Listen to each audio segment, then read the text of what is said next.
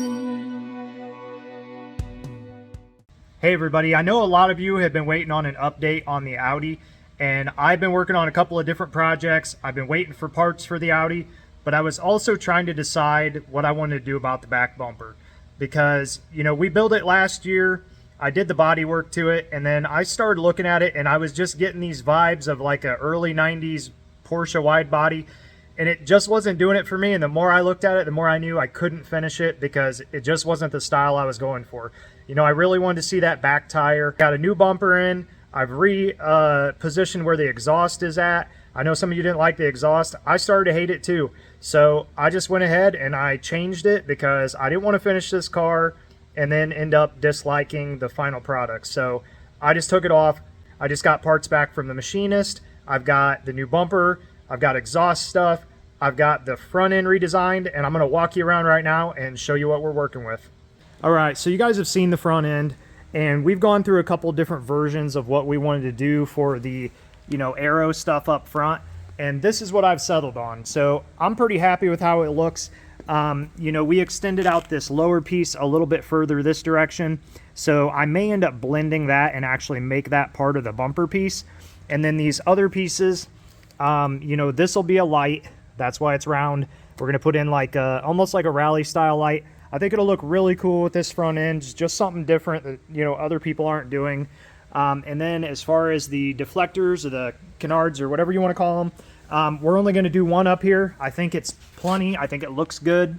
We still need to build what's going to be this lower lip. And right now it's just made out of wood, but it kind of just, it was a starting point for us to work with it. So I think I'm probably just going to take a mold of it and do it out of carbon fiber. So that'll be later on down the road. You guys see this side of the car. You've seen it. All the body work and stuff is more or less done on this side. I didn't put the other side in primer yet because, like I said, I was trying to work out the details of the back bumper, but this side is ready to go into primer. The hood and all that, more or less finished. I'm still going to do some carbon fiber vents up here. I've still got aero catch hood latches that are going in, but that'll all be on the final product hood. So this one's going to get, you know, a mold taken, and then when we do the actual hood that's going to stay on the car, it'll get all those details put in. But I just kind of wanted to walk you around, let you know I hadn't forgot about everybody, hadn't forgot about the car. I'm going to bring a light over here so you guys can see the back better, and then I'll show you what we're doing with the spoiler mounts. All right, so you can see that new back bumper. I mean, just look at it. It just looks cooler. I cut that, you know, part of that flare where it used to come down here, just cut that off. I just think it looks so much meaner, and you can see that big tire. You know, when we had that other piece on the bumper that filled all this out, I really missed seeing the tire because that was kind of the whole point. You know, I don't want everybody to think I just threw spacers on this. I want them to see, you know, that there is a 335 tire on there. I've decided just to do a tucked standard kind of exhaust.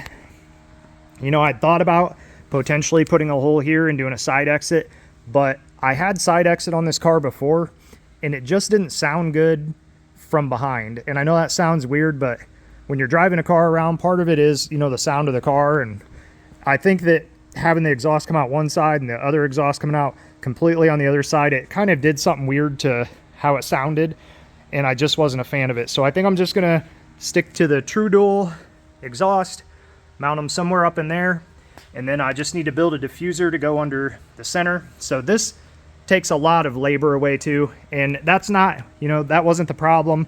I already had that other bumper almost finished, but I just got to looking at it and I thought, man, that just looks so much cooler. That other one, it just didn't do it for me anymore. Like I said, I hated to start over, I hated to throw it in the trash, but it just looks so much better.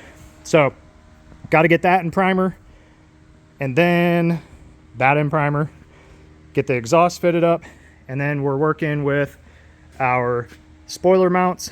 I don't have this fully machined yet. Some of it we're going to do hand finishing on, but you can see it's an adjustable wing mount. So these actually have 3 positions that it can go in. I'll see if I can put it up here. So that's how it's going to mount. The wing will actually mount under the bottom side here. So there's 3 plates here essentially, and they're on this pivot. So you can see we've got quite a bit of degree of angle change we can do. And then we'll have a pin in it too, so you'll be able to set it there and then pin it to whatever position. And like I said, this will be an undermount style. So you can see this plate coming out the bottom. It's going to have a plate welded on it, and that plate will actually get inserted into the spoiler when we make the spoiler. And then it'll just come up and be sandwiched in between these two pieces. And that will be our spoiler mount. So I've still got to drill the mounting holes in the bottom of here. I've got to round off all the edges, make everything smooth. And then I think we'll make this black.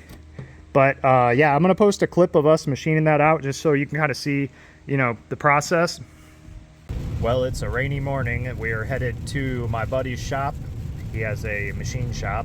It's about an hour away from my place. I am headed there to work on the spoiler mounts for the Audi.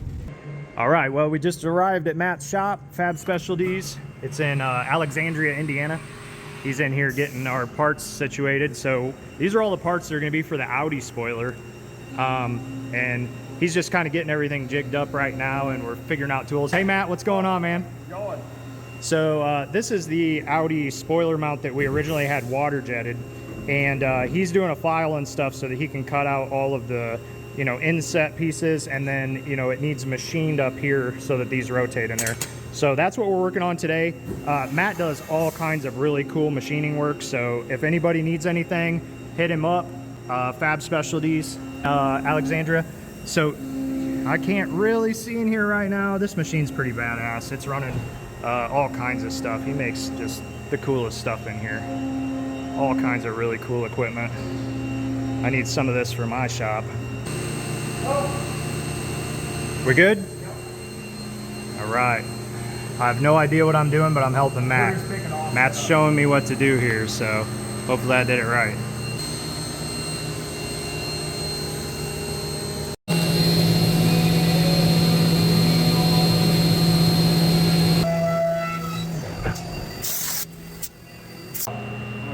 Trick that I do. Don't turn your spindle on. Done that once and about painted my entire machine black.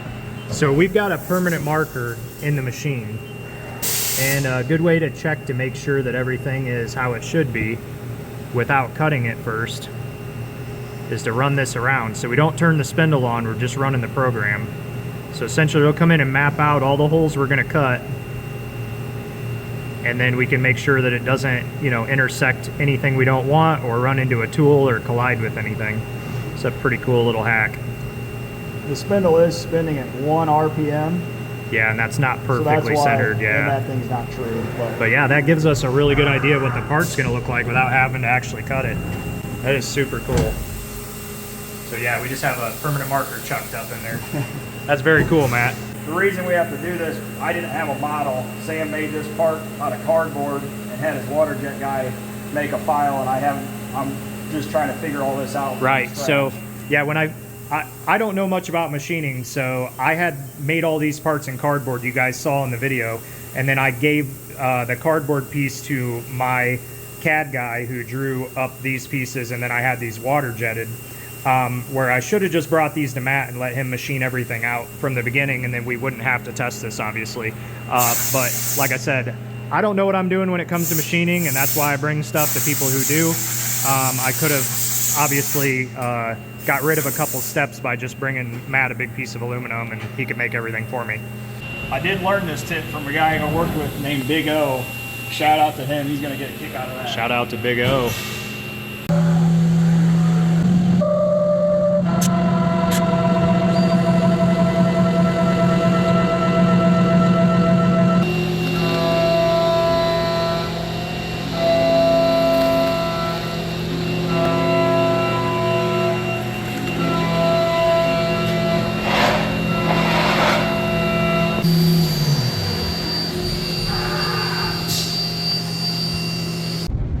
Well, we just got those parts machined, and it turned out really good, actually. So heading back to Fort Wayne, which is about an hour drive from where we were. And one of the nice things about visiting my buddy's shop, which is like an hour away, is there's a White Castle right down the street. And apparently, allegedly, they have Sloppy Joes. And it's not allegedly, I tried them. They're pretty good, not gonna lie. French fried onions, cheese on a Sloppy Joe slider, can't really go wrong. But Of course, I had to get my regular, which is the jalapeno cheeseburgers. So I got a couple of those too. And yeah, now I just got that hour drive with all this White Castle in my belly. So wish me luck. I want to let everybody know I do appreciate it.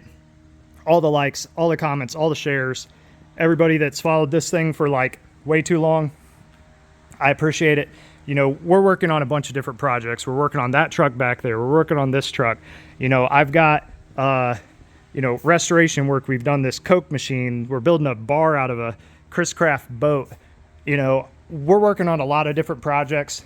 So, you know, when it comes to doing this car, you know, I would love to do it full time. But, you know, I've got to work.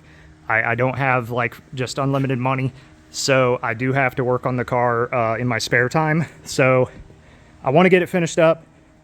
I want to get it on the road this summer. You know, obviously we need to take molds of all these parts, but we're going to get this thing finished up and then we'll worry about molds. And then we're going to make all those pieces. So if you guys are interested in the process, obviously there's a bunch of videos that lead up to this point, but there's going to be a whole bunch more when it comes to making the molds and how all that stuff works and making all the new parts. So stay tuned. Thank you guys. Thanks everybody who supported this channel. You know, we're at almost 200,000 subscribers. And, you know, I owe all that to you guys for all the support. So thanks guys. Have a good one. And I'll see you on the next video.